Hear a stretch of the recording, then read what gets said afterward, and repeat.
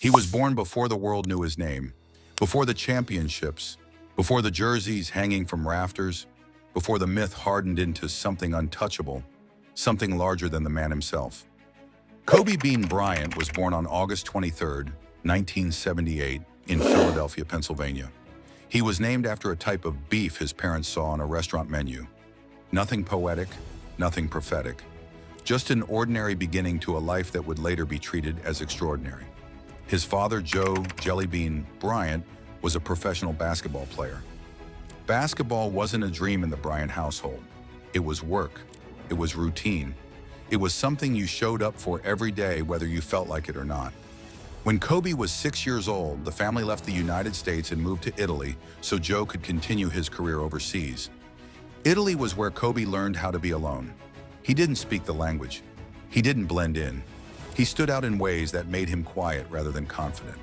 He spent long hours by himself, watching games, replaying moves, mimicking footwork in empty gyms. Basketball became his constant companion, his structure, his escape.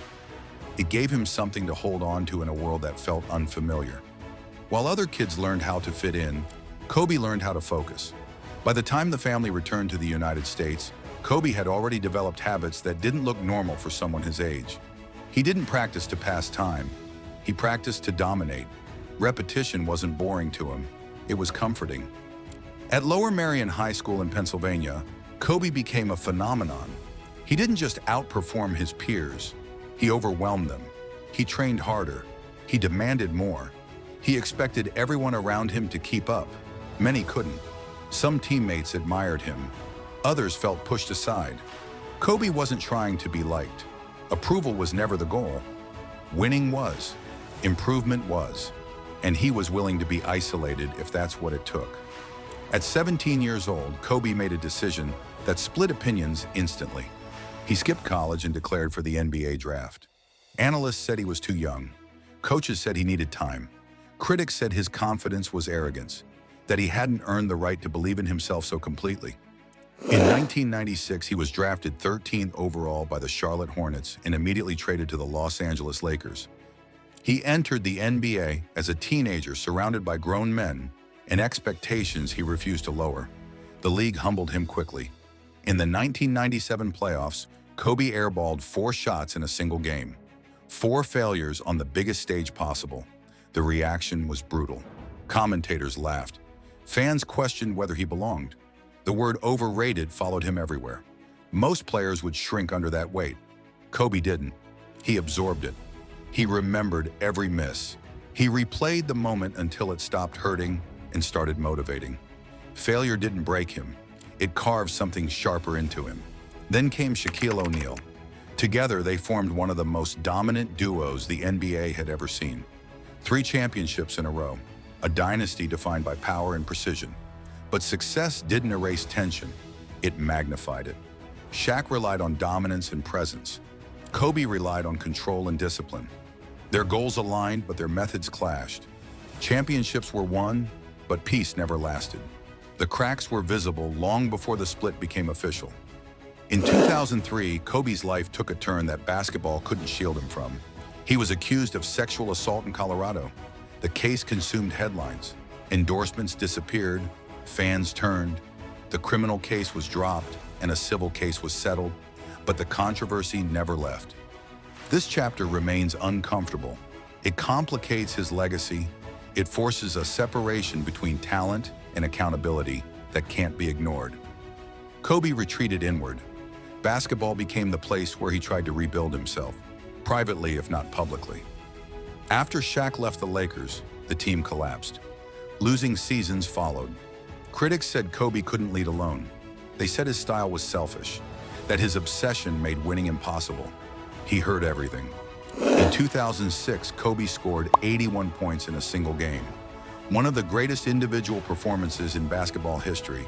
It wasn't flashy, it wasn't celebratory, it was deliberate, a message that he could shoulder everything if he had to. Slowly, the team rebuilt. In 2009 and 2010, Kobe won 2 more championships. Finals MVP veteran leader, the teenager once mocked for air balls now controlled games with calm authority. But obsession always demands payment. In 2013, Kobe tore his Achilles tendon. He walked to the free throw line. He made both shots. Then he left the court, not because he wanted to, but because his body forced him to. That moment defined him. Pain didn't stop him. Fear didn't stop him. Even time struggled to slow him down. When he retired in 2016, Kobe refused to fade quietly. He scored 60 points in his final game. One last statement, one last demand to be seen on his own terms. After basketball, something changed. Kobe became a storyteller, a mentor, a father first. He coached his daughter Gianna's basketball team. He talked about growth instead of dominance, about teaching instead of proving. In 2018, he won an Academy Award for an animated short film, a reminder that his creativity extended beyond the court. For the first time, he wasn't chasing the game. He was shaping something else. On January 26, 2020, Kobe Bryant boarded a helicopter with his daughter Gianna and 7 others. They were traveling to a youth basketball tournament in California. Fog covered the area. Visibility was limited. Conditions were dangerous. They never arrived. The helicopter crashed into a hillside. All 9 people on board were killed. The news spread faster than understanding. Phones lit up, screens refreshed. People refused to believe it. Kobe Bryant wasn't supposed to die like that. Not suddenly, not quietly. Not with so much life still ahead. Gianna was 13 years old. The world stopped. Murals appeared overnight. Jerseys filled streets. Arenas went silent.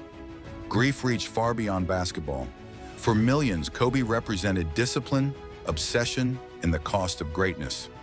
What followed was reflection, debate, mourning. His legacy was examined from every angle. Kobe Bryant didn't leave behind a simple story.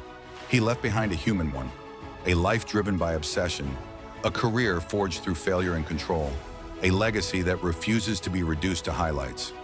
Kobe Bryant was never perfect, but he was never ordinary. And long after the noise fades, what remains is the work. Always the work.